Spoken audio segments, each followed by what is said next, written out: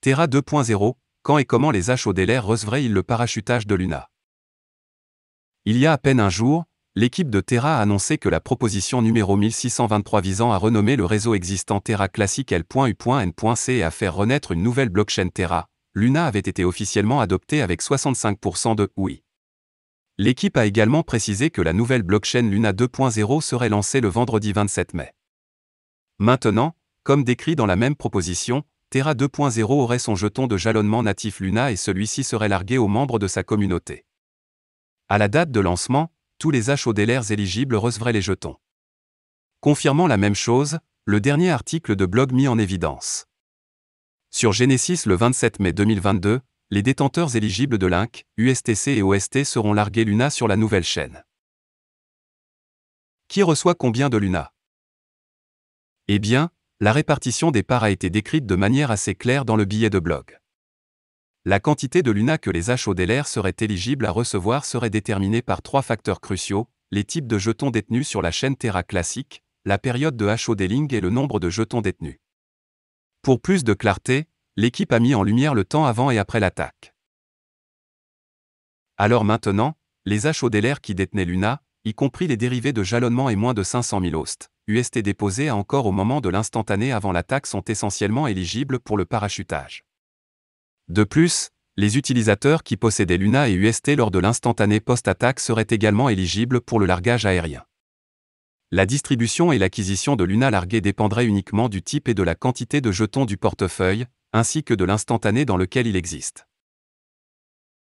Chez Genesis, 30% du largage aérien de Luna seront immédiatement disponibles pour les utilisateurs de pré-attaque avec des portefeuilles qui avaient moins de 10K Luna, y compris les dérivés de jalonnement ou déposés UST à encore, et les utilisateurs de post-attaque avec n'importe quelle quantité de Luna, y compris jalonnement de dérivés, UST, ou les deux.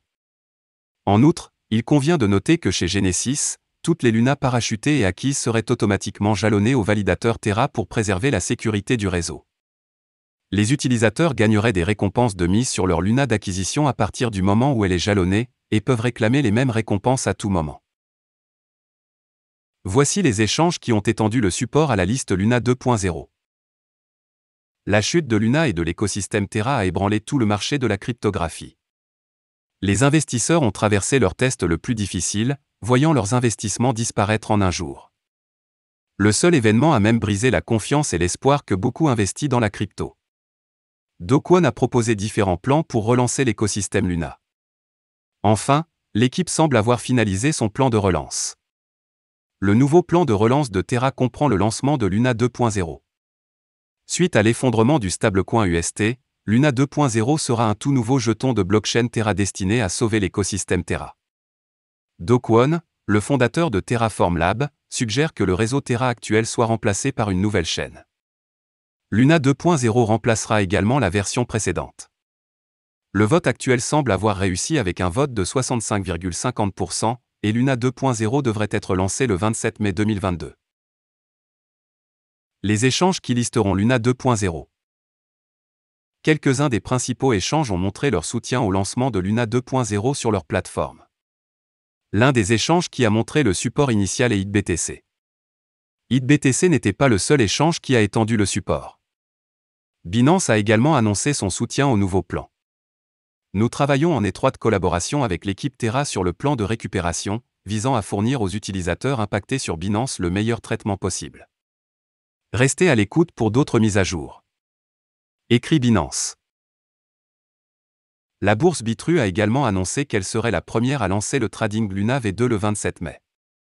À l'heure actuelle, les chiffres réels du nombre d'échanges qui soutiendront le lancement de Luna 2.0 ne sont pas clairs. Mais en regardant les échanges importants qui étendent le support, il sera très probablement suivi par d'autres échanges.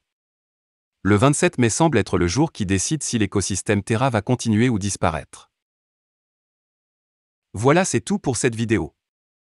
Si tu as aimé, n'oublie pas de mettre un pouce bleu et un commentaire. Abonne-toi pour rester toujours informé. Et je vous dis à bientôt pour la prochaine vidéo crypto.